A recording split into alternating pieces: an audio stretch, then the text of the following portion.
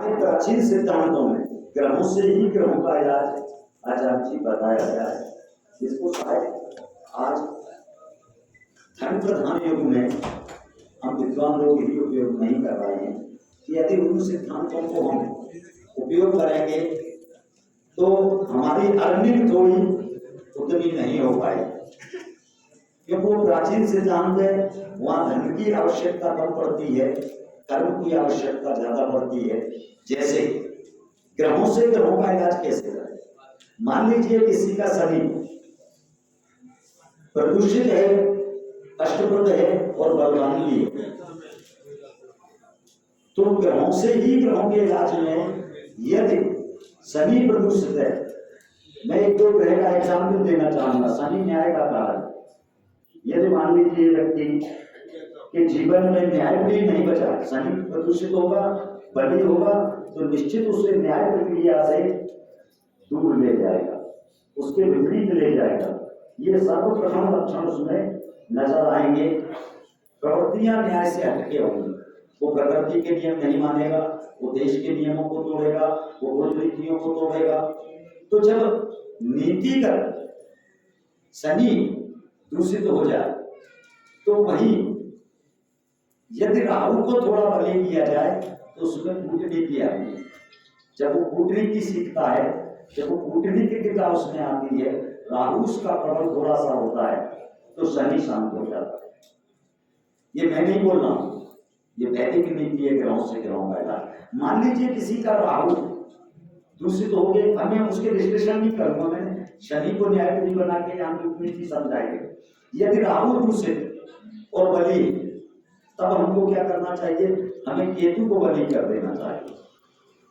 अति कूटनीति को मोक्ष का काम, केतु मोक्ष का कारक है। जब उसमें मोक्ष की प्रवृत्ति आने लगेगी, केतु उसका बलि होने लगेगा, तो निश्चित राहु शांत होने लगेगा। लेकिन अगर केतु बलवान हो जाए, केतु अति प्रबल हो जाए, केतु दूषित हो जाए, तो निश्चित केतु मोक्ष का कारक है, केतु से जनजीवन से दूर करने लगेगा, क्योंकि हम एक पारिवारिक जीवन जीते हैं। आप समझ रहे होंगे मेरा संकेत कहाँ है। तो निश्चित ही यदि केतु दूषित हो गए, प्रबल हो, तो हमको शुक्र को बलि कर देना चाहिए। जब वैभव की लालसा बढ़ेगी तो जो ज्यादा संन्यास हो रहा है, अति वैराग्य हो रहा है या निष्क्रियता आ रही है, वो दूर होगी। शुक्र वैभव का कारक है, शुक्र ऐश्वर्य का कारक है। तो शुक्र को बलि करने से केतु के दोष नष्ट होने लगते हैं। शुक्र मतलब इनके जाप कर सकते हैं, इनका दान कर सकते हैं, इनका रत्न स्टोन भी पहन सकते हैं। मैं कुंडली से हटके बोल रहा हूँ, 12वां भाव 14वां भाव नहीं। यदि मान लीजिए शुक्र किसी का थोड़ा समय हो सकता है प्रोफेसर से ज्यादा हो, लेकिन आपकी भावना के अनुसार विषय नहीं है। यदि शुक्र बलवान हो जाए तो निश्चित ही वैभव में डूब जाएगा, सदमार्ग से दूर हो जाएगा, ऐश्वर्यशाली जीवन में डूब जाएगा। और माया का अभिमान किसको नहीं होता? ऐश्वर्य का अभिमान मतलब दुर्गुण आने लगेंगे। जब शुक्र दुर्गुणी हो जाए, शुक्र बली हो जाए, दूषित होकर कहीं भी कुंडली में, तो शुक्र को सही करने के लिए मंगल को बलवान कर देना चाहिए। उससे पराक्रम और पुरुषार्थ जब उसके अंदर जागृत होगा तो अपनी सामाजिक जिम्मेदारियों को, अपने परिवार की जिम्मेदारियों को और हमारे देश राष्ट्र की जिम्मेदारियों को समझने लगेगा। जब ये भाव उसमें आएंगे, मंगल बली होगा, जब उसमें पराक्रम आएगा, पुरुषार्थ आएगा, तो निश्चित ही ऐश्वर्य में डूबा हुआ व्यक्ति भी समाज सेवी और पुरुषार्थ बनने लगेगा। शुक्र के दोष कम होने लगेंगे। और वैसे भी शुक्र को मंगल दवाई देता है, ज्योतिष का सिद्धांत है, ये वैदिक सिद्धांत है। यदि मंगल दूषित हो जाए, मंगल दिक्कत देने लगे, यानी पराक्रम ही साहस ही दुस्साहस बनने लगे, तब क्या करना चाहिए? तो मंगल अगर बली हो जाए तो हमको बुध को बलि कर देना चाहिए। यदि साहस के साथ विवेक आ जाएगा, विवेक बलवान हो जाएगा, तो मंगल से आने वाले दोष स्वतः शांत होने लगेंगे। हमको उसको बुध की उपासना सिखा देना चाहिए। उसको ये सिखाना चाहिए कि हम बुद्धि की उपासना करें, बुध ग्रह की उपासना करें, गणेश जी की उपासना करें, तो निश्चित ही मंगल की प्रबलता कम होने लगेगी। लेकिन यदि बुध बलवान हो जाए, बुद्धि का हैजा हो जाए, ये भी देखा होगा साहब, एक होते हैं स्मार्ट और एक होते हैं ओवर स्मार्ट। बुद्ध दूषित होता है, ओवर स्मार्ट बनाता है। यदि बुद्ध ही दूषित हो और बलवान होने लगे तब हमको गुरु को बर्बाद करना चाहिए, तो बुद्धि को ज्ञान कंट्रोल करना है।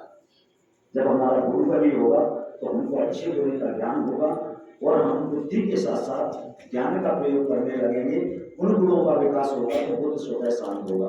लेकिन ऐसा थोड़ी है कि गुरु नुकसान नहीं देगा, गुरु मारक भी हो सकता है। जो गृह बच्चे मैं अपनी वाणी को ध्यान दूंगा, गुरु नुकसानदायक होता है और गुरु बहुत ज्यादा नुकसानदायक होता है, क्योंकि अल्प ज्ञान, अधूरा ज्ञान और ज्ञान का अहंकार इस संसार को नष्ट कर सकता है।